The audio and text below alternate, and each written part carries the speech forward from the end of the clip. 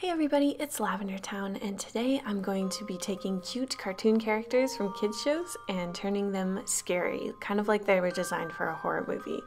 I wanted to start off with Bubbles from Powerpuff Girls, and so she's the cutest Powerpuff Girl, I think. She has these high pigtails, and she has the highest pitched voice, and she's just super adorable throughout the whole show. So I thought if she was in a horror movie, her role would probably be that of the scary kid. This is kind of a trope that you see throughout all kinds of horror movies, like for example The Omen has Damien, who's a scary kid, and then Shining has the two twins who are scary. Basically, it seems like there's a lot of directors who are just scared of kids. So take from that what you will. But anyway, I decided to sort of lean into this trope. I also wanted to make her sort of monstrous a little bit, so I gave her these sharp teeth. And basically I just tried to make her look scary despite the fact that everything about her original design is pretty adorable.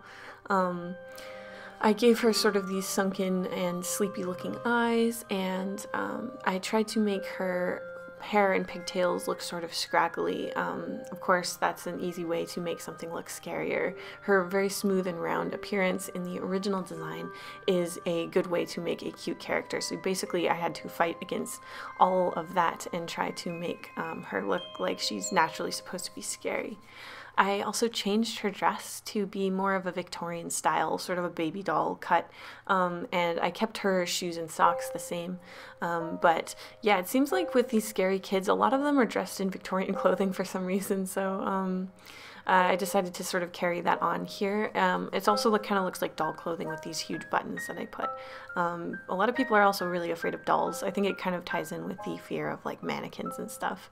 And I desaturated the color palettes, especially in her dress, because it was a little too bright. And I wanted to give her a little bit of a zombie pallor. And of course I gave her this torn off head teddy bear so that it looks like she's maybe violent or dangerous. Yeah, that's basically what I did with her. I bloodied up her mouth too, as if she's just eaten somebody or something like that, since I kind of went more of a Frankenstein zombie route towards the end, in addition to the scary kid stereotype that you see in a lot of horror movies. So yeah, I think that one's mostly done. It was a bit of a struggle again because she is so cute, but I think hopefully I succeeded relatively well with her. And then I just put this black border around it so that it would look, sort of pop out from the page and look cool. And next up, I wanted to do Pearl from Steven Universe. Now, Steven Universe is a super popular cartoon right now, and it was kind of hard picking a character because there's like a billion of them. But I wanted to pick Pearl because I feel like she has the most horror movie potential, I guess, because her design is so much sharper than the other gems. I mean, Amethyst is super round, Steven's super round, and then Garnet's sort of a rounded square base to her character design. Also, Pearl, especially in her original design, which isn't shown here, but in her original design is based on a ballerina. So I thought that that would be really excellent because ballerinas are often seen as scary. For example, in Cabin in the Woods, there is a great monster ballerina design, if you've ever seen that. It's pretty fantastic. That's probably my favorite design in the whole movie. But anyway, I tried to just emphasize all the things that make Pearl look sort of scary. Obviously, she's not really scary in her original character design, but there's a lot of elements there to emphasize. So like she has this super long sharp nose that I could make even longer and sharper, and I gave her sort of scary teeth. I also turned the pearl on her forehead into an eye, which Garnet already has 3 eyes, but Pearl doesn't, so I made that little change. I also changed her beautiful magical girl spear into a sort of homemade scary spear, which is basically just a knife duct taped to a stick. I thought that would make it look a lot creepier. And I put her ballet shoes on, put her on point, and yeah, just did a ballerina skirt. She has kind of a ballerina skirt in her original design, but anyway, the colors that I used, again, I took a lot of the color out. I went more to blacks and grays to make it creepier, and I gave her a red eye up at the top. Her hair color is pretty similar because it's already kind of desaturated, so that one was okay.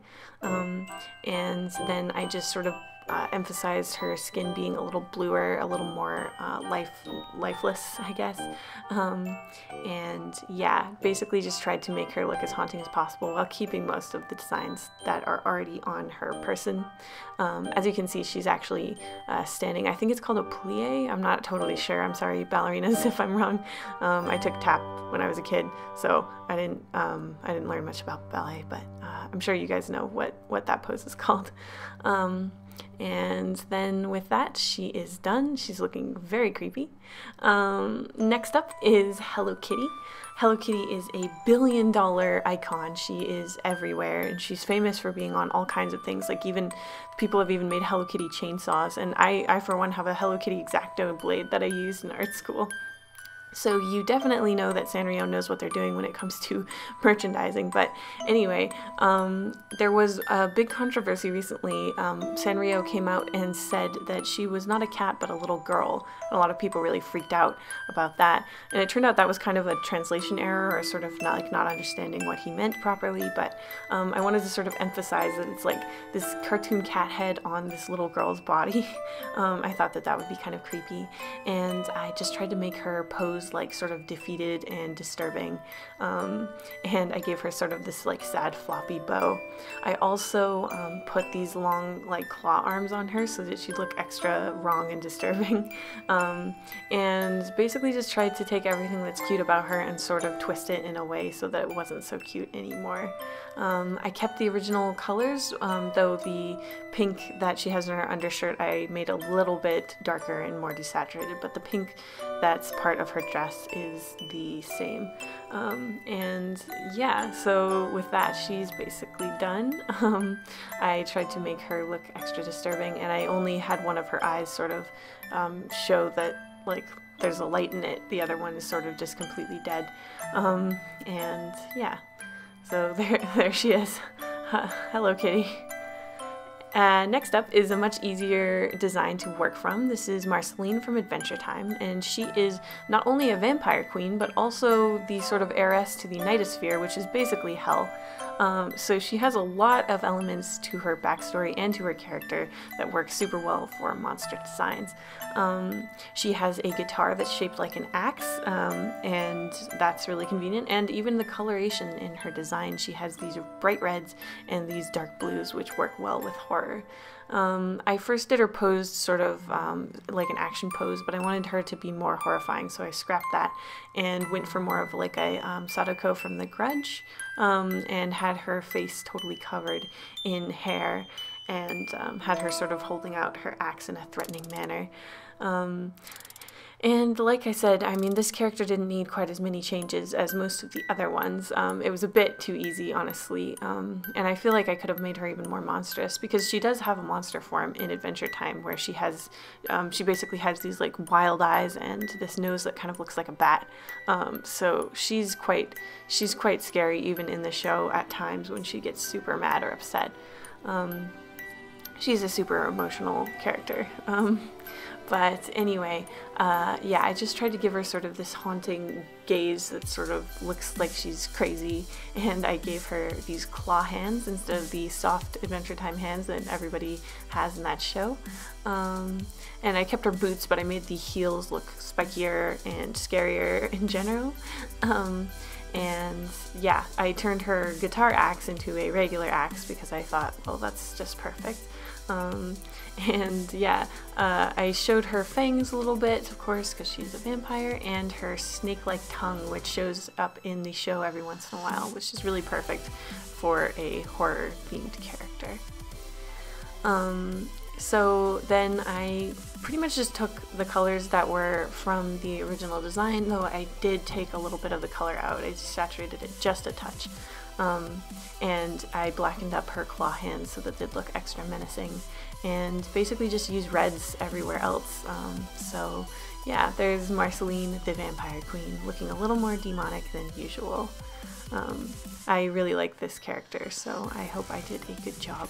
Though, like I said, I feel like I could probably have made a few more alterations just to make her a little bit more monstrous, because this is pretty much just how she looks in the show with a scary facial expression. Last but not least is Pikachu.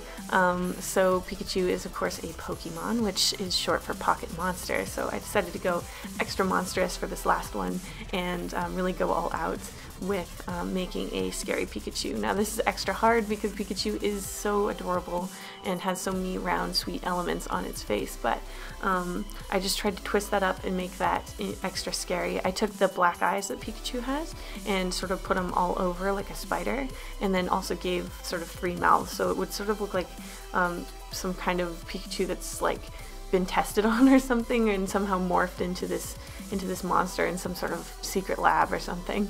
There's lots of points in Pokemon that have sort of myths and stuff about being creepy, and of course Lavender Town is a very famous part of the Pokemon lore that's super creepy, so I had to do Pikachu for this last one.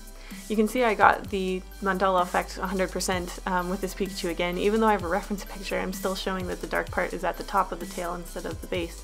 I'm not sure why that is, but I always get tricked by that. Anyway, I changed the colors again to be more desaturated. Basically, it looks like sort of a sickly kind of Pikachu. It's almost like how Mimikyu sort of looks like a messed up, deflated Pikachu. But I wanted to go a little bit more horrifying than that because I think everyone can agree that Mimikyu is very cute and not very scary. Yeah, with that, Pikachu is basically done, looking pretty disturbing. This is the one I'm the most happy with of myself, but anyway, I hope you guys enjoyed this video. I enjoyed making it. I made a video that's sort of the inverse of this, where I tried to make horror characters cute, so if you'd like to see that, it'll show up in the end card in just a second, and you'll be able to click on that. It also might be in recommended videos, but I'm not sure. Anyway, yeah, I hope you guys had a good Halloween and a good October. I love October, so I'm sad to see it go, but I had a super great Halloween, and I will see you guys very soon. Thank you to my patrons, including Blep, Code, Ellie Quiznak, Miss Misu, Christy Stewart, Paynamel, Elizabeth Albin, Calpompon, Sergeant Pendulum, Lovely, Lachlan MD, Mystic, Vilka, Enzo Jobert, Yaboy ST, Adrian Delport, JJ, Laura Buter, Riley James, Superpixel, Angela Taylor, Hallman Kearney, Blablabla, Addie Visual, and @Live Likes to Draw. If you would like to become a patron, there's a link on the end card. Thank you guys so much for your support, and I'll see you next week.